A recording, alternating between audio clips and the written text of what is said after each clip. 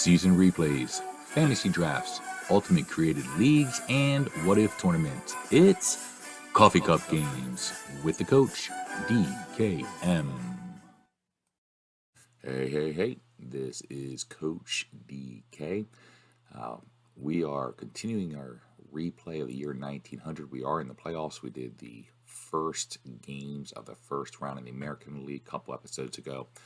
Our hope was to do 4 games in our last episode, just showcasing each of the first game of all 4 series and just doing highlights. But once we did the first game, which was St. Louis and Philadelphia, it was a Coffee Cup Games instant classic, and we just had to show the entire game because it was that good. So this game this episode, we're going to finish up. We are going to hopefully do the other 3 games, the Boston Beaneaters and the Cincinnati Red Stockings. Then we'll jump to the Brooklyn Superbas and New York Giants, and then finish off with the Pittsburgh Pirates and Chicago Orphans. This will be a highlight show, and so we will just be highlighting key moments in each of those 3 games. So let's start with our first game. It is the Boston Beaneaters and the Cincinnati Red Stockings. And as mentioned, the first game of the 3 games we're going to be showcasing is game 1 of the first round series between the number 7 Cincinnati Red Stockings going against the home team, the number 2 Boston Beaneaters. Now, this could end up being a very interesting series if you look at their original standings. If you look at what you see in our replay, it's a number 7 versus number 2. Boston was 86 and 76. Cincinnati was 7th, and tied the number 18 when it came to record. And so when you just look at that on paper, you think, oh, this is going to be an easy win for Boston. But when you look back at the original standings in the year 1900, Boston actually had a losing record. They were only 4.5 games better than Cincinnati Red Stockings. And I really believe they underperformed during the year 1900 and should have been better. I think they're one of the best teams in the majors. They have several Hall of Famers on their pitching staff, several Hall of Famers in the field. They got good bats, they got good speed, they got good defense, they got good pitching. So I really think Boston should have done really well in the year 1900, and they did not. They were well out of first place, only a few games better than Cincinnati originally. So it'll be interesting to see what happens in this series. You would think, looking at number 2 versus number 7, it should be an easy win for Boston. But if you look at the standings back in the year 1900, Boston was only 4.5 games better than Cincinnati, which means that this could be a really hard battle. But let's check out the starters for this one. And on the mound for the Cincinnati Red Stockings, we will have Noodles Hahn. He is a southpaw. He is a 20-game winner. He has one of the best ERAs, one of the best strikeout guys in the entire majors. He went 22 and 10. He had 1 save. He had a 2.70 ERA. I already mentioned one of the best in the majors, but it's by far the team's best pitcher with that ERA. Only him and one other pitcher, Doc Newton, had ERAs under 4. So he is by far their best pitcher. He did start 41 games for the Red Stockings. He had one of the best strikeout totals in all of the majors with 113, and only gave up 77 walks. So his strikeout to walk ratio, really, really good. He is by far going to be a very tough challenge for the Beaneaters, who are going to be sending up Bill Dineen. Bill Dineen was their ace for the season, even though he had other great pitchers on the staff like Cuppy and then the Hall of Famers Vic Willis and Kid Nichols. But Bill Dineen was really, really strong this year. He also, like Hahn, was a 20-game winner. He went 22 and 15. He had 2 saves. He had a very good 3.34 ERA, which led his team. He started 37 games. Not shown here, he also had 18 complete games, which was extremely impressive. He struck out 76 and walked 90. So now that we got the pitchers, let's go ahead and check out the starting lineups. And the starting lineup for the Cincinnati Red Stockings, leading off will be the center fielder Barrett, followed by left fielder Topsy Hartzell. At first base will be the Hall of Famer Jake Beckley, Old Goldeneye. The cleanup man will be McBride, who's playing right. Irwin, the shortstop, will be batting 5th. Steinfeld, the third baseman, batting 6th. Peets, the catcher, will be batting 7th, and Quinn will be playing 2nd and batting 8th. And the number 9 hitter will be Noodles Hahn, the pitcher. For the Boston Beaneaters, Leading off will be center fielder Billy Hamilton, a Hall of Famer, followed by Hugh Duffy, the left fielder, a Hall of Famer. Batting third will be third baseman, Hall of Famer Jimmy Collins. Sullivan, the catcher, will be batting in the cleanup spot. Buck Freeman, the right fielder, will be playing right field and batting fifth. Fred Tenney, the first baseman, will be batting sixth. Lau will be batting seventh. Long, the shortstop, will be batting eighth. And the pitcher, Deneen, will be batting ninth. We're going to pick up the game in the third inning. Boston had gotten an early run in the bottom of the first, so they are leading 1-0. We now enter the top of the third. Deneen's back on the mound, going against Quinn, the second baseman, top of the third. Quinn is going to hit a pop-up. It's going to go to low. I keep on saying Lau. It's probably low, like lows, but we're going to say low. So that'll be one away. Noodles Hahn, the pitcher's up. And Noodles Hahn, yes, he does. He pulls the ball, gets a hold of one, and he hits it high and deep over the right field wall. He has tied the game. It is now 1-1. Jimmy Barrett's up. He's going to rip a single. He's going to be on base. He's got a lot of speed. He's going to steal. Their first two guys, Barrett and Hartzell, are just really, really good on the base pass. Very dangerous once they get on base. And now it's going to be a single by Hartzell, but they are not going to send Barrett. A little bit surprised by that. Most likely Hartzell's going to try to steal, and he does not. With Beckley, their best hitter up, who hit .372 during the regular season, he needs a 1-10 for a triple. He gets only the double, but it does score Barrett, as Hartzell now is on third. Beckley is on second. Still only one out. McBride is up. McBride hit .276 during the regular season. He did have 8 triples and 8 home runs. Did not have a lot of RBIs, with only being in the 40s, but he does rip a single, needing a 1-14. He gets a 9, so another run comes in, and now Irwin is up, the shortstop, and kind of worrying about Deneen already. And they now pull another hit, a double. They are thinking about sending McBride, and we're just going to give him that run. Irwin with a double knocks in 2 runs. 5 innings for Cincinnati in this inning so far, and there's still only one out. Steinfeld, the third baseman's up. Steinfeld hit .271 during the regular season. A wild pitch. If they score this one, I think Deneen's going to have to hit the showers. But Steinfeld is up. He's going to fly ball to right field. Buck Freeman has to make a play. He does make it, but it is enough for a sacrifice fly. 6 runs in the third, and then Deneen finally gets the third out with a strikeout. And now for the conclusion of the game, Noodles Hahn from Cincinnati, the southpaw, has continued to confuse the Boston hitters. Cincinnati, on the other hand, has added a single run in the 6th and another run in the 8th. So we are entering the bottom of the 9th inning.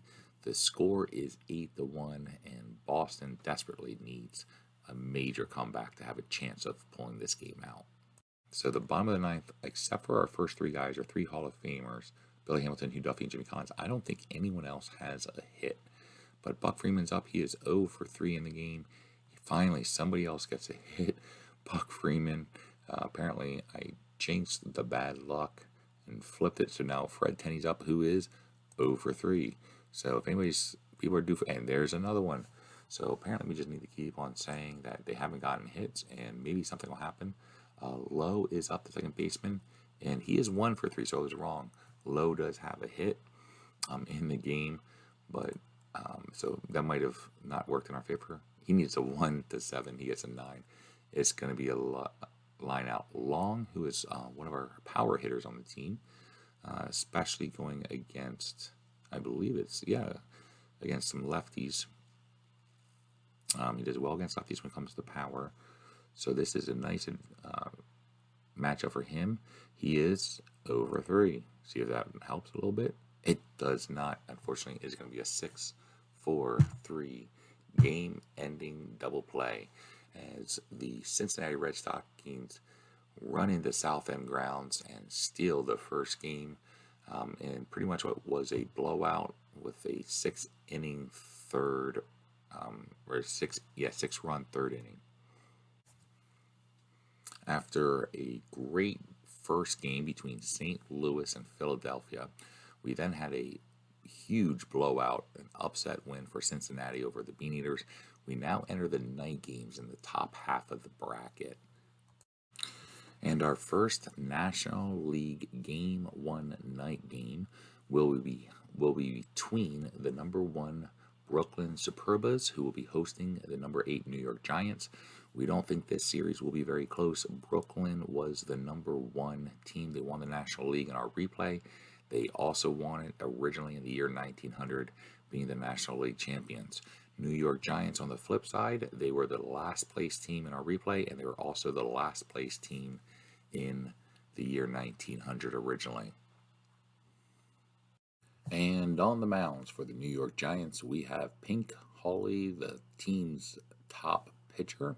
He is 19-16. He did have one save. He had a very respectable 3.43 ERA. He started 42 games, struck out 61 while issuing 98 walks. And for the Brooklyn Superbas, Hall of Famer right-hander Joe McGinnity. He did have a 20-win season, going 21-13. He had a save. He had a 3.86 ERA. He started 43 games, struck out 71 while walking 99. And the lineups for the New York Giants: center fielder Van Haltren will be leading off.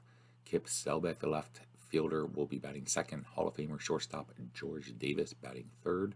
Hickman, the third baseman, will be in the cleanup spot. Smith, the right fielder, will be batting fifth. Wynn Mercer, the second baseman, batting sixth. Doyle, the first baseman, batting seventh. Warner, the catcher, batting eighth. And ninth will be the pitcher, Pink Hawley. And for the home team, the Brooklyn Superbas, we have Hall of Famer Joe Kelly, who will be playing third base today. Jimmy Sheckard, the left fielder, will be batting second.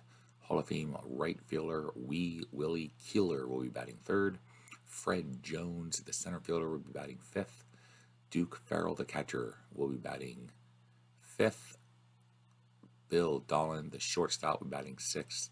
Daly, the second baseman, will be batting seventh. And Hall of Fame first baseman Huey Jennings will be batting eighth. And the pitcher, the right-hander Joe McGinnity, the Hall of Famer, will be batting ninth. In the first inning, both teams get two singles and have runners in scoring position, but neither team's able to score. In the top of the second, Joe McGinnity just mows through the Giants batters 1, 2, 3. But now we're going to pick it up in the bottom of the third. Bill Dolan, the shortstop, who's going to be leading off at the bottom of the second. Dolan's going to pop out the second for one away. Daly, the second baseman, is up. He's going to draw a walk. Daly, during the regular season, hit .302. And now Huey Jennings is up. Huey Jennings is going to be playing first base. He is a Hall of Famer. He is going to rip a single. Jennings hit .288 during the regular season. A ball does go to left field. We are not going to test the throw at third. With one out, Joe McGinnity's up. We are just going to bunt. Wow. So Joe McGinnity looks to lay one down. He bunts it, fielded by Warner, the catcher, who throws the ball away into the outfield. So Daly scores, Jennings takes third, and McGinnity is the second. We were just trying to get a sacrifice play so that Joe Kelly, one of our best hitters, can come up to bat. Joe Kelly is going to get a single that's going to knock in another run. So that error proved to be costly to give up a run.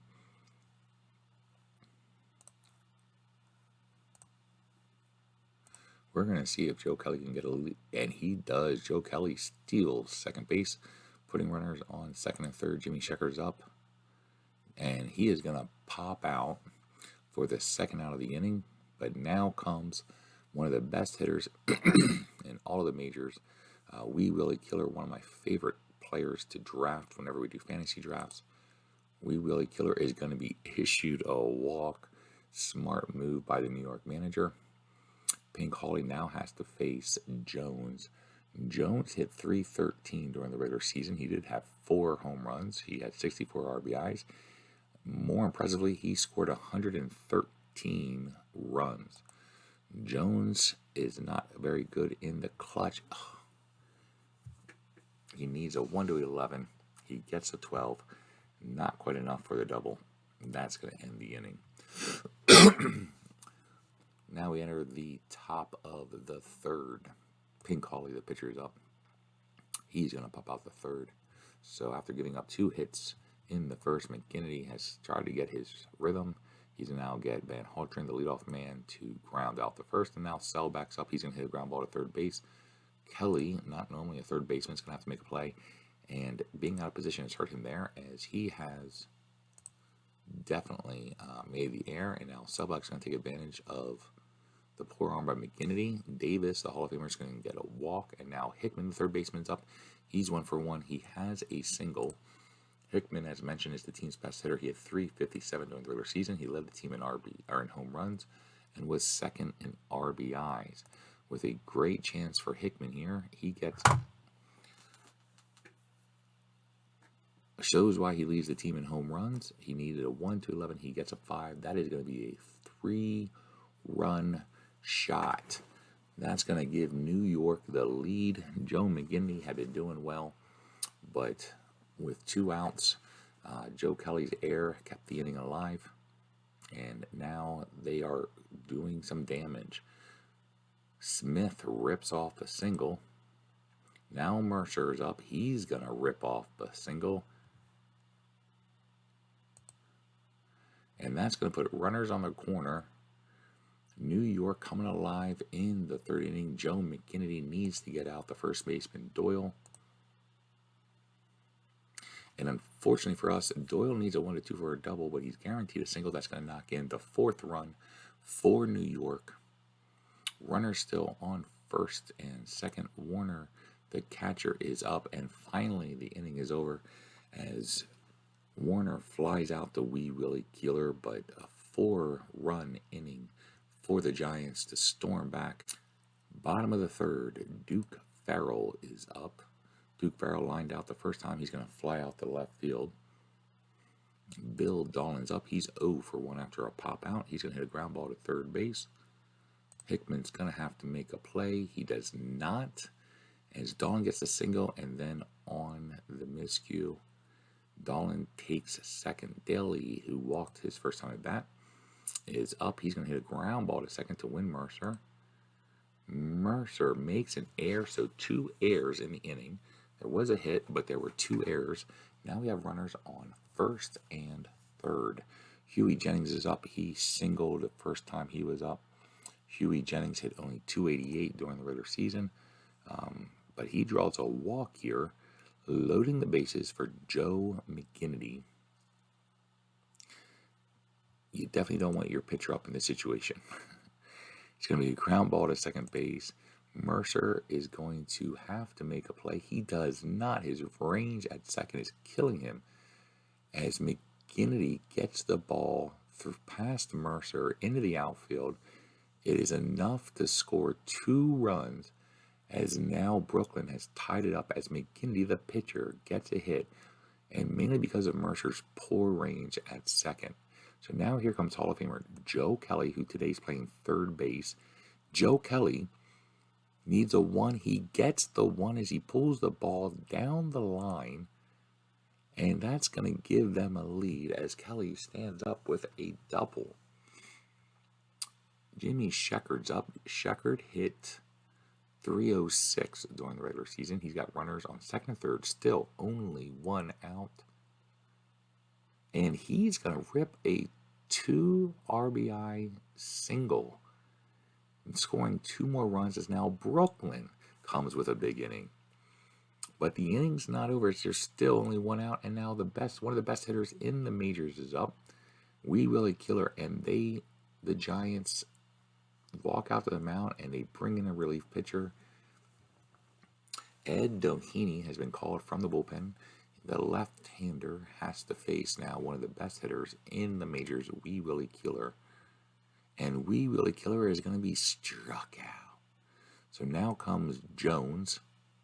And Jones is going to be struck out. Wow, Doheny comes in with 2 strikeouts. We enter the bottom of the 8th. The score is still 7-4. Joe McGinnity has been incredible. The pitcher for Brooklyn has allowed only 1 hit by the Giants in the last 5 innings. And now Brooklyn looks to put the game away for good. Bottom of the 7th, Seymour, who came in to pinch hit, is going to stay in the game, and he's going to be taking the mound. Huey Jennings is up. He is 2 for 2. He has 2 singles and also got on base with a walk. He's going to get his 3rd hit of the game, and he's going to now be on first. Seymour, though a left-hander, has a +2 arm.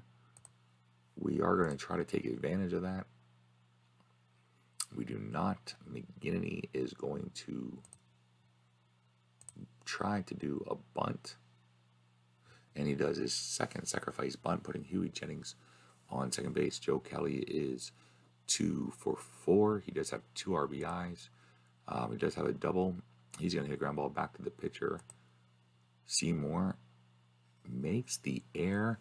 Kelly gets the 1st, and Jennings advances the 3rd.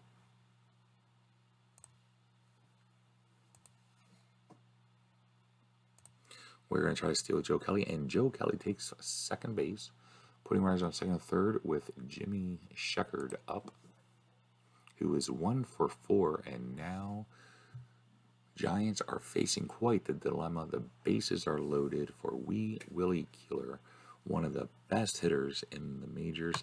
He hit .381 during the regular season. He had 119 RBIs, scored 116 runs, and he stole 65 bases. Wee Willie Killer, definitely an MVP candidate, is now up in game 1 with the bases loaded and only 1 out.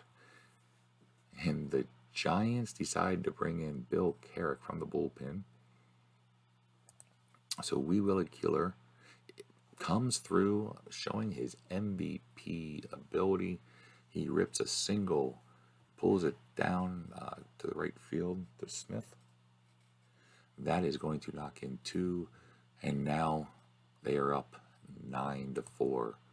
And the inning is still not over, as there's still only 1 out. Now Jones draws a walk. The bases are juiced again. Catcher Farrell's up. He has had a rough game. He was 0 for 4, and now he is 0 for 5, and now Dolan is up. Dolan is 2 for 3 with a run. He also has gotten a walk. And so he's the guy who's also been on fire, but this time he's going to hit a fly ball to center field. That's going to end the inning, leaving 3 guys on. But Brooklyn has added 2 more runs. They now lead 9-4. The Giants do add a run in the 8th inning, making it 9-5. But now we enter the top of the 9th, and Joe McGinnity is still on the mound, hoping for a complete game. Top of the 9th, McGinnity still on the mound, trying to get a complete game. He's going to be facing the catcher Warner, who hit .290 during the regular season, but is 0 for 3 today, and make it 0 for 4 as Warner hits the ball back to McGinnity, who's going to fling it over to first, and that's going to be 1 down. Carrick, the pitcher, is up, and they are going to bring in Pop Foster to pinch hit for him. Pop Foster during the regular season hit .283 in almost 200 at bat, so he's not a bad choice here, but he's going to fly out the left. That's going to be 2 down. And now it comes down to Van Haltren, the leadoff man, the center fielder.